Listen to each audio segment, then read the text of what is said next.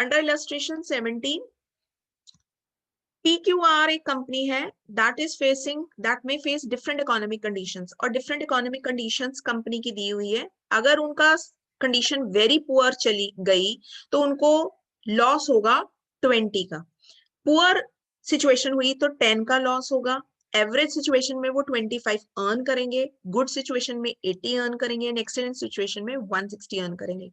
Now ये company जानना क्या चाहती है, if they raise funds worth 5 lakh under 2 different plans. पहला प्लान वो सोच रहे हैं ऑल इक्विटी 50,000 शेयर्स इशू करो 10 के हिसाब से इक्विटी शेयर्स। प्लान 2 वो सोच रहे हैं डेब्ट इक्विटी मिक्स 1:1 इक्वल रेशो में 25,000 के ही डिबेंचर्स 10 रुपीज के हिसाब से, सॉरी इक्विटी शेयर्स 10 रुपीज के हिसाब से एंड 2,55% के हिसाब से डिबेंचर्स इशू करके। ये दो प्लान्स के अंडर उन्होंने डिसीजन लेना है, लेकिन ये डिसीजन लेने के टाइम पे उन्होंने ये इकोनॉमिक कंडीशंस भी कंसिडर करनी है, क्योंकि EBIT वेरी हो जाएगा इन सिचुएशंस में। Show the behaviour of EPS with the fluctuating EBIT। तो ये वर्ड क्लियर कर रहा है कि हमारी EBIT फ्लक्चुएट हो रही है, ये क्वेश्चन से ही क्लियर है, ये कांस्टेंट नहीं है।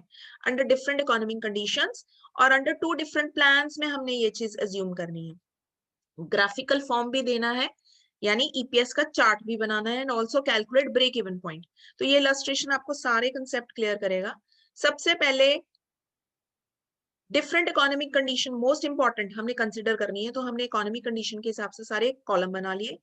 प्लान 1 पहले कैलकुलेट करेंगे।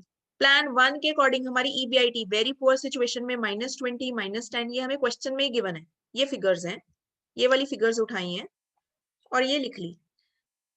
अब इंटरेस्ट जहां जहां पे करना है, इंटरेस्ट कहीं पे करना है लेस इंटरेस्ट।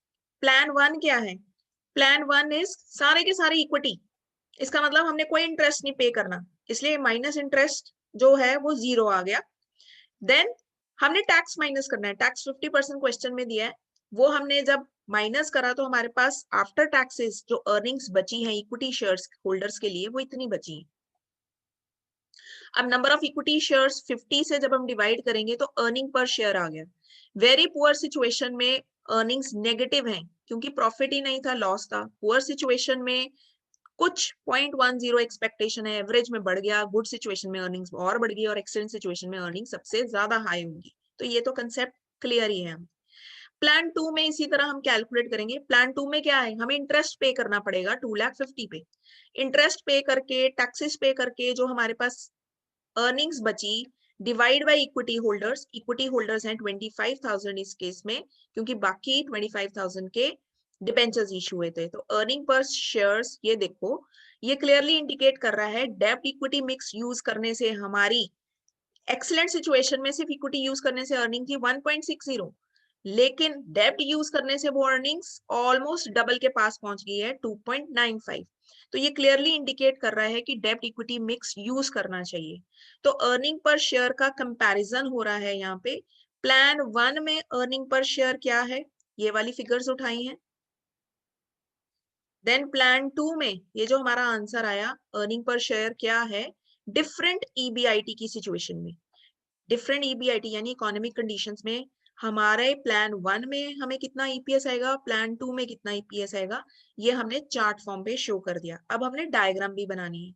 डायग्राम बनाने के लिए हम यहाँ एक्स एक्सिस पे EBIT लेते हैं। क्या प्लॉट करते हैं, EBIT प्लॉट करते हैं। EBIT मीन्स ये प्लॉट करेंगे एंड वाई एक्सिस पे हम EPS प्लॉट करते हैं। EPS भी हमने कैलकुलेट कर लिया है। ये प्लान 1 जब हमने प्लॉट करा तो प्लान 1 की ये लाइन आई, जब हमने प्लान 2 प्लॉट करा तो प्लान 2 की हमारी ये लाइन आई। तो ये जो पॉइंट ऑफ इंटरसेक्शन होगा, ये जिस फिगर पे आएगा वो हमारा हो जाता है इंडिफरेंस पॉइंट, जिसको हम ब्रेक इवन पॉइंट कहते हैं। तो ये पॉइंट बैलेंस करता है between the two thermal plans.